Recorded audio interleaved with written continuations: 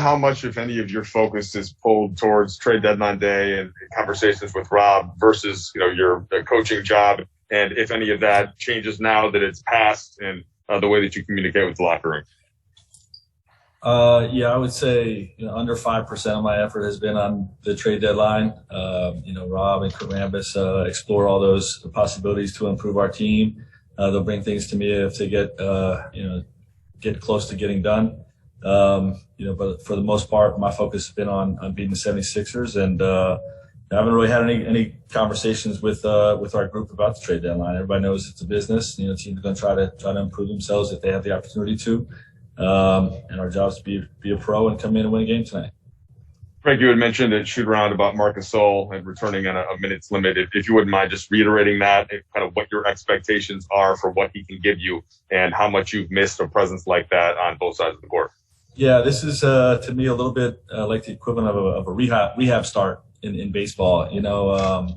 There's just not opportunities this past week in practice to really get him some serious run, pick up games or whatever to try to get him back in shape and get his legs under him. He was really set back with this absence, and we're going to have to use small stretches of games to try to get his legs under him. And then Frank, just 15 minutes. Yes, sorry. 15 minutes, got it. Yeah. And then what's your outlook at the way that Philadelphia has been playing 6-1 without Embiid? Seem to be still flying pretty high. Now, I know they lose Tony Bradley today at the trade deadline, but what have you seen from the Sixers team, and what's your focus tonight? Yeah, well, they got a great team. They still got 2 all-star level players. We know what Dwight brings to the table at the center position. They did trade away Tony Bradley, the guy they've been starting at that spot, but the way they've been shooting the basketball, their bench, and when you got Simmons and Harris playing all-star level, that's why they're winning a lot of games. And obviously they're defending at a high clip too.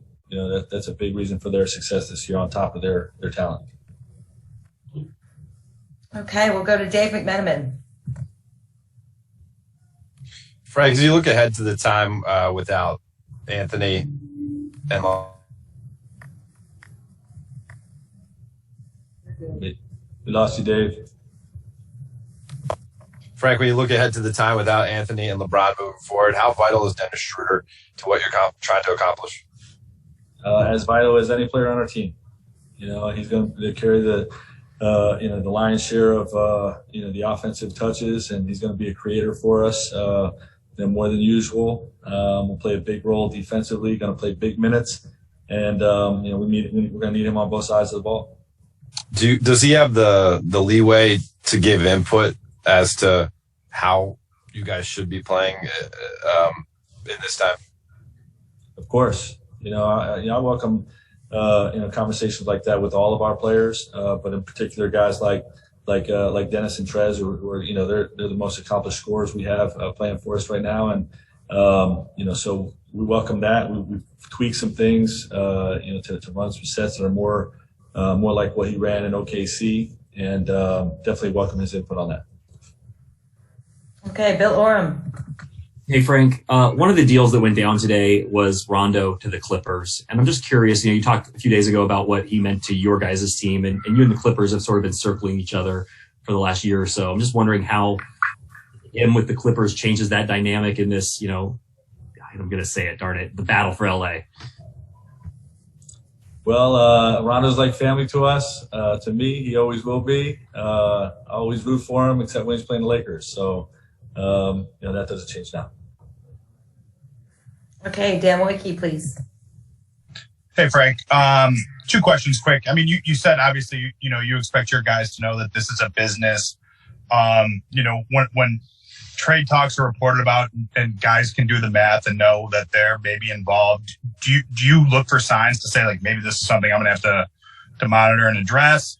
And I guess, secondly, did you have conversation with the front office? You've been very confident with us that you said, like, we can win with this group. Did you express that to the front office?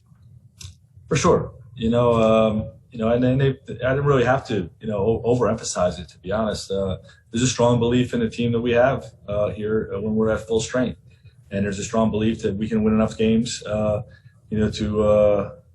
keep the ship afloat, so to speak, while Anthony and LeBron are out. we've got a lot of confidence in that, a lot of belief in who we have and who we're going to have in uniform tonight, for instance, and during this stretch. So, yes, we did have those conversations. Okay, and last question, Mark Medina, please.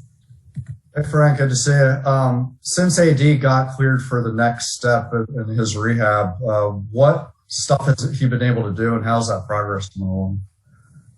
Yeah, I mean, I really don't want to get into every little detail of what he's doing on each day. He's still a ways away, and I know he's doing some on-course shooting, but he's still a ways away. Alrighty, thanks, Coach. Yeah.